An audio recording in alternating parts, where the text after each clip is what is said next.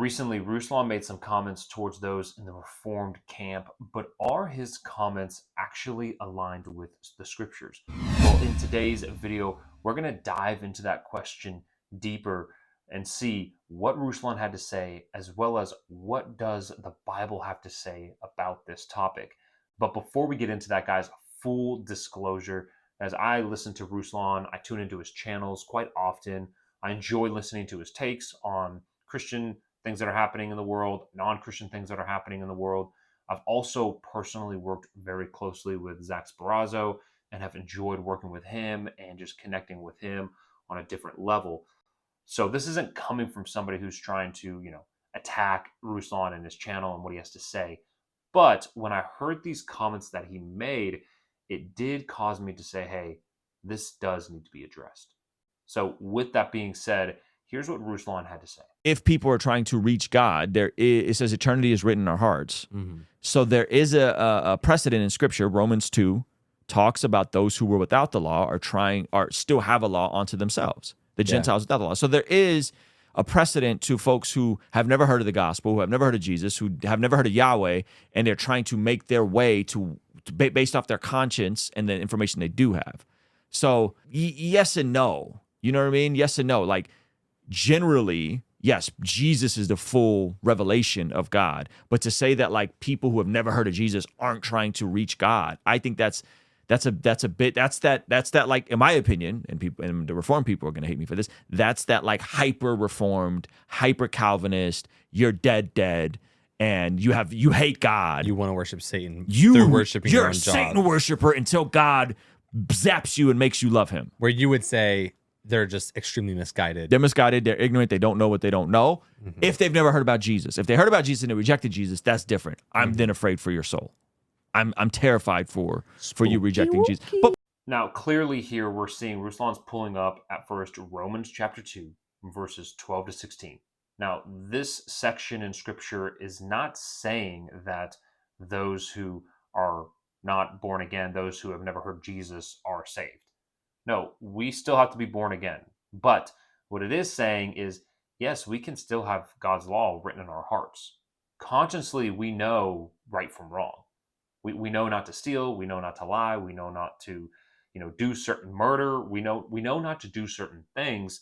Now, the other thing that Ruslan brought up towards the end of this clip was saying these things like he doesn't align and agree with people who say those who have never heard of Jesus aren't still searching after God. And he's also saying, he doesn't agree with the hyper Reformed camp when they say like, you're dead, and you hate God and you don't want to seek him. But what does the Bible have to say about this? Well, clearly in Ephesians chapter 2, verse 1, it says this, and you he made alive, who were dead in trespasses and sins. Clearly we were dead in our trespasses and sin. Not half dead, not a little bit of dead, not still alive and barely moving. No, we were dead. We are dead in our trespasses and sins.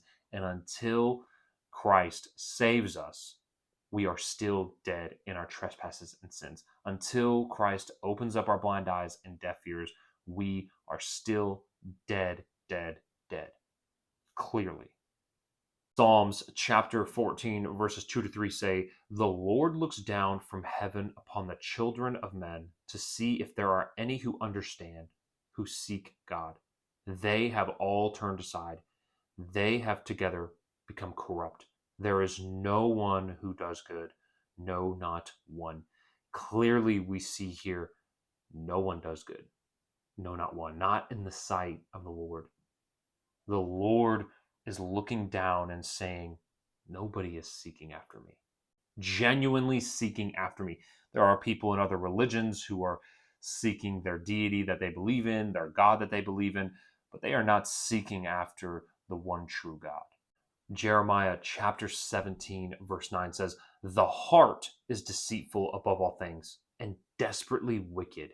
Who can know it? As the heart is very wicked. We as humans are evil, wicked individuals. And without Christ saving us, we are not justified by anything. We can live such a perfect and holy life apart from Christ. We can do all the right things. We can obey all the right things. But if we have not been born again, it is meaningless. Romans chapter 5, verse 10 says, "For if when we were enemies, we were reconciled to God through the death of his Son, much more, having been reconciled, we shall be saved by his life." We were enemies. We were not friends. We were not partners. No, we were enemies of God.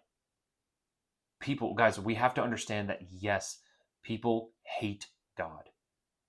Go out into the world and evangelize and tell people about Jesus and see how many people spit on you, curse you, yell at you, and just get angry with you. It's happened to me when I've gone out and evangelized to people.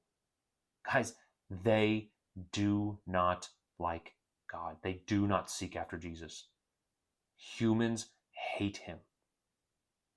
And it is the gospel that saves sinners. And it is our job as Christians to go out there, be the hands and feet of Christ, and minister the gospel to dying souls, to lost souls. Because without the gospel, no man can be saved. Yes, we can live this life that has God's law written on our hearts, and we can know right from wrong, but that does not justify us. It is Christ who justifies the ungodly. Real quick, guys, if you enjoyed this video, consider subscribing to the BTteam Ministry YouTube channel, as well as drop a like and leave a comment down below. Would love to know your thoughts. If you enjoyed this video, you might like this one over here.